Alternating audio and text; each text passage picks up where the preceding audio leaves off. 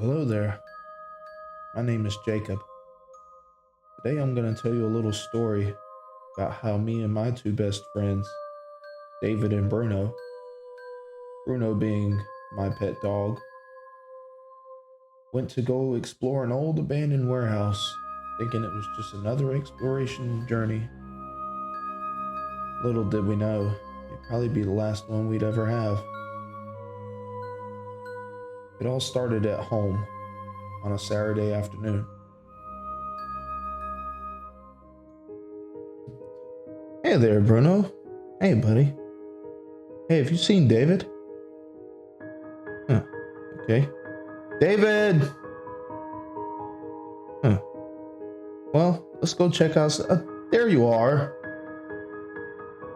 David then came in, shivering from the cold, wearing a heavy jacket, looking like he just stepped out of a blizzard. Yeah, I know it's getting late. Don't worry, we'll still go to our precious warehouse. Me and David recently spotted a new exploration site. Some old abandoned warehouse not too far from where we lived at the time. This was a few years back when we were still exploring together. Back before that very night. We grabbed all of our essentials and packed it all into the van, including Bruno. We headed out to our new journey. When we arrived to the site, it was already almost dark. The sun had just set over the horizon. You could barely see the faint glow of orange through the trees. We pulled up to the main fence. Boy, was this place locked down tight. It's like they didn't want anybody to break in. And I don't see why. The place had been shut down for years. What were they trying to keep people away from?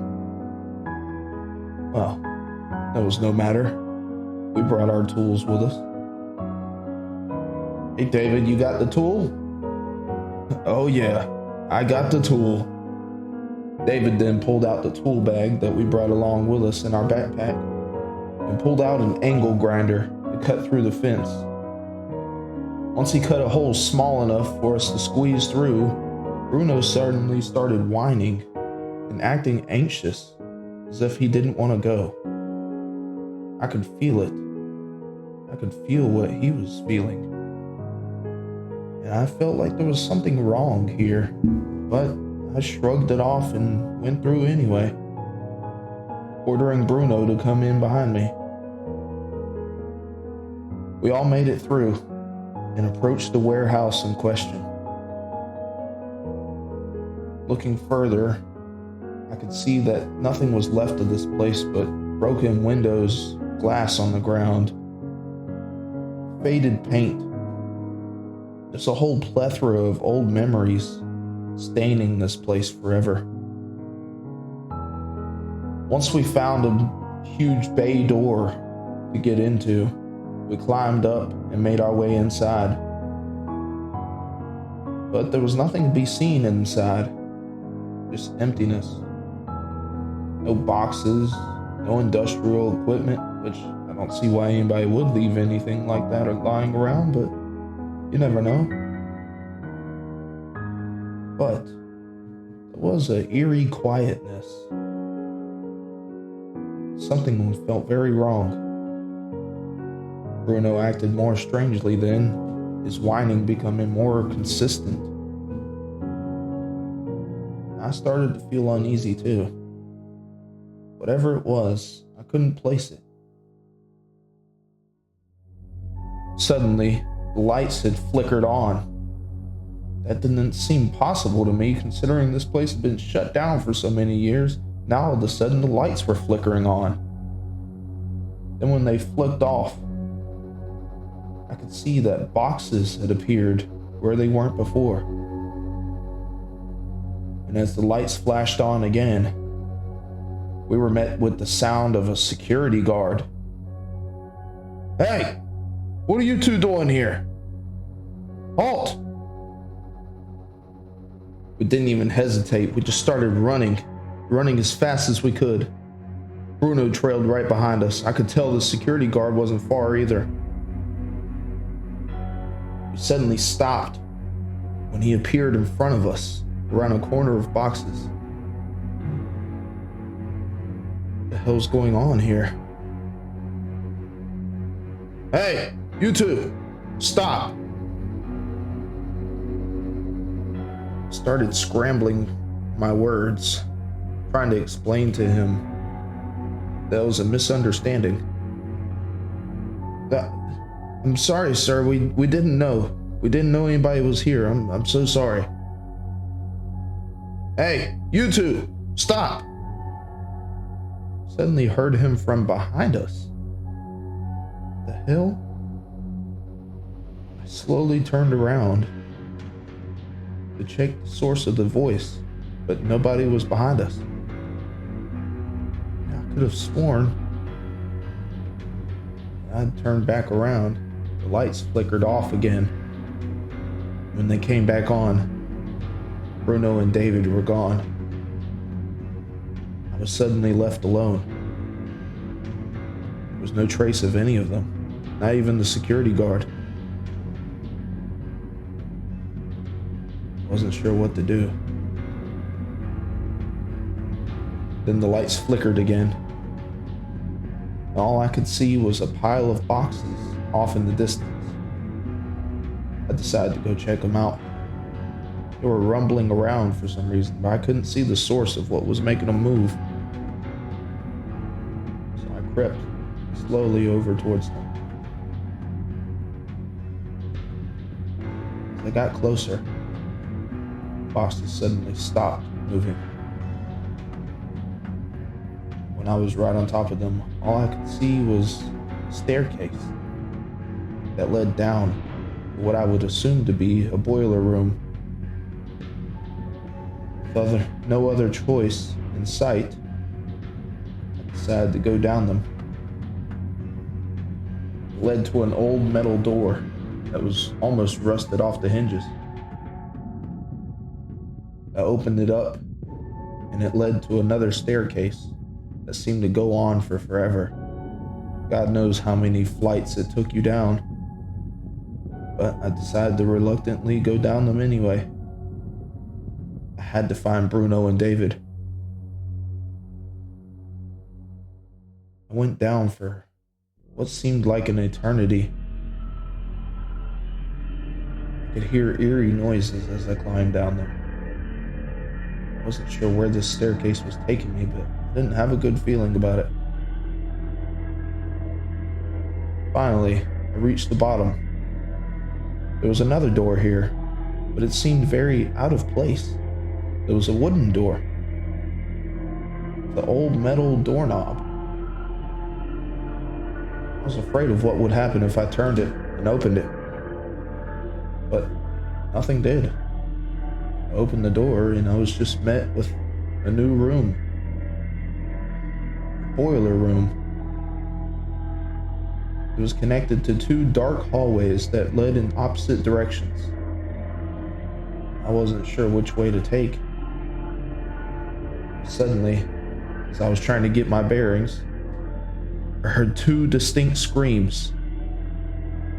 One coming from Bruno, and the other was clearly David.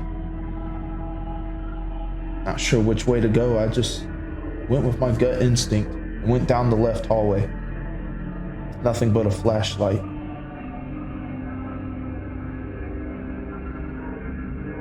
I hurried down the hallway, trying to find where I was going. I followed the sound of the scream. I think it was Bruno's I was following this time. As I was about to round another corner, I stopped dead in my tracks.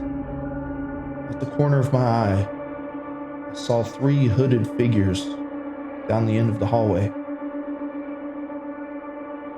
I slowly crept back to where I came from. As I peered around that corner, I hoped they didn't see me.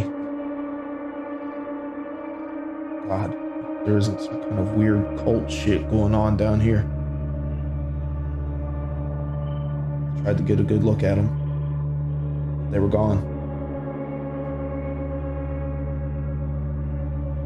I carefully stepped around the corner. Seeing that they were really gone, I continued on, this time more carefully. I came up to another room, guarded by a metal door.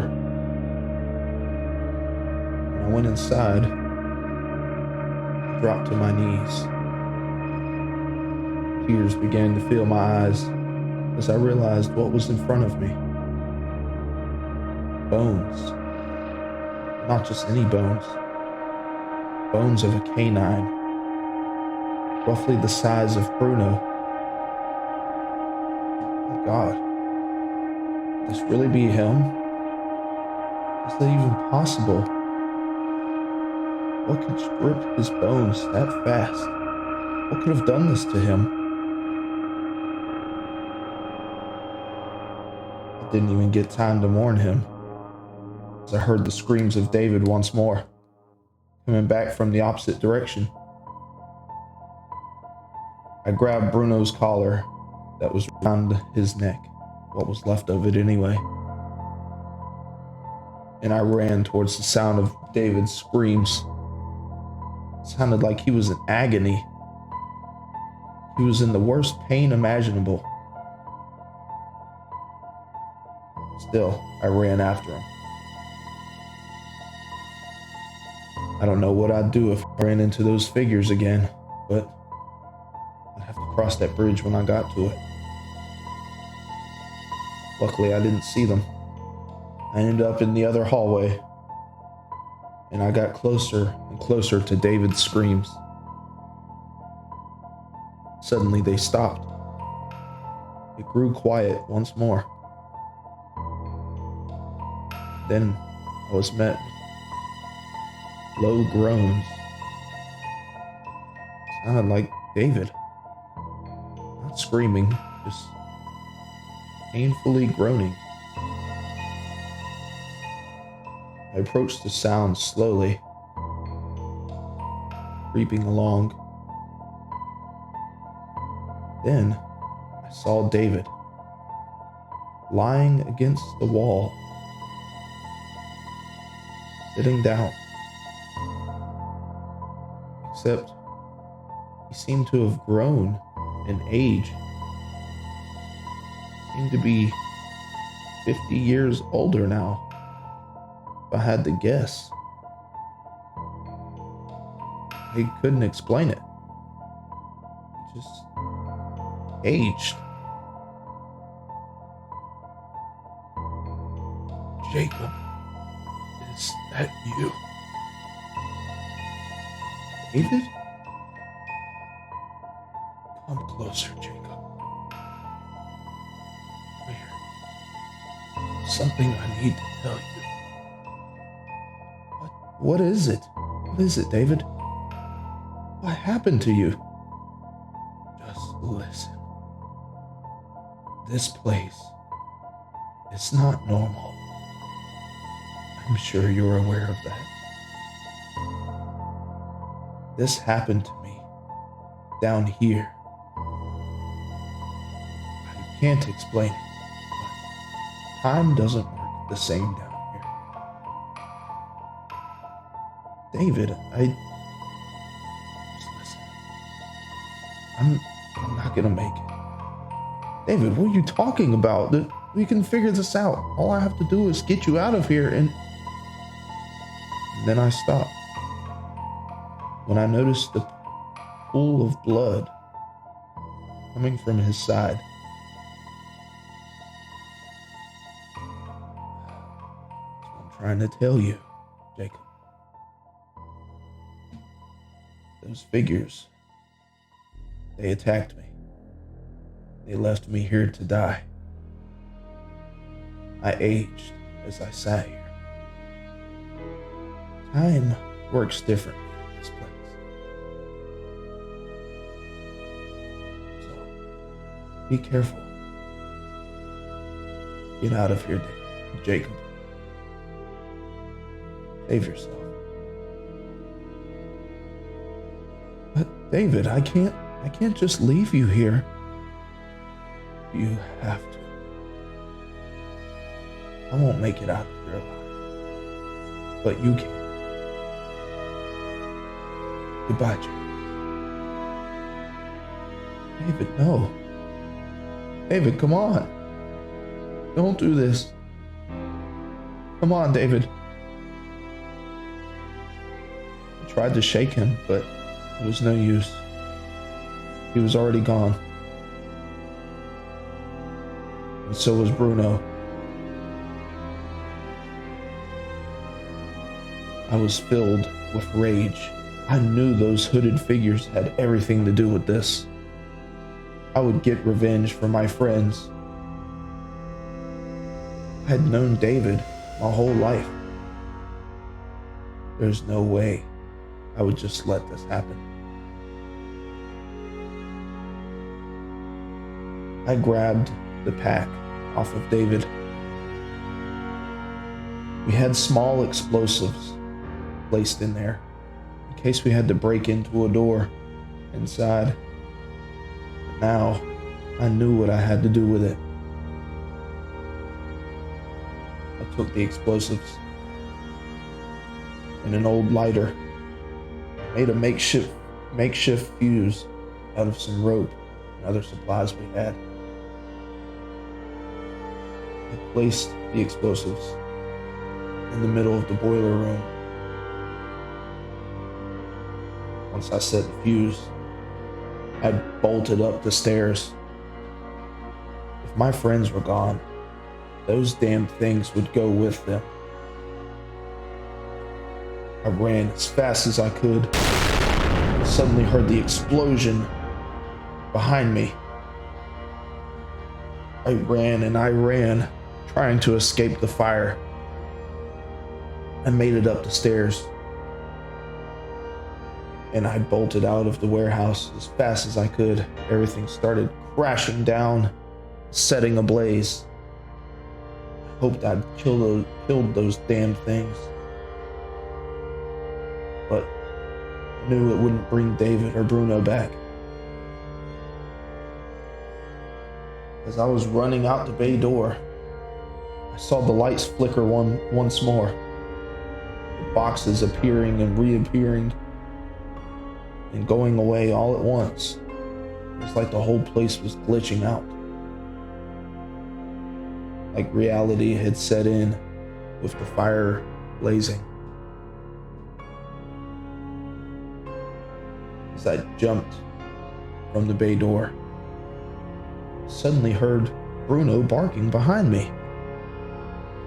I bolted out at just the last minute and made it out. Suddenly, I was filled with happy tears. Bruno, you're alive. You made it. He whined as he jumped on top of me. I hugged him tight, but the reunion couldn't last long. We had to get out of there before this whole place blew up in our faces. I rushed to the car, Bruno by my side. We both got in, and we left that place for good. All seemed to work out okay, besides losing my best friend. David was gone. Bruno was okay somehow. I couldn't help but to look back on all the memories I made with David throughout my life. He was always there for me. We'd known each other since we were kids. We did everything together. Now he was gone. I had to live with that fact. Me and Bruno arrived home. We went up the stairs and went inside. I nearly crashed on my bed as I broke into tears, reminiscing on memories with David. I knew I wouldn't sleep well, not after what happened.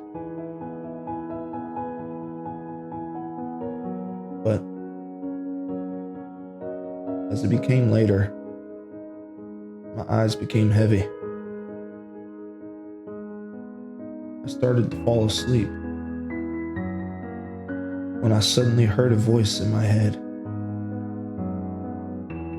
Come back. I knew this voice. It was David.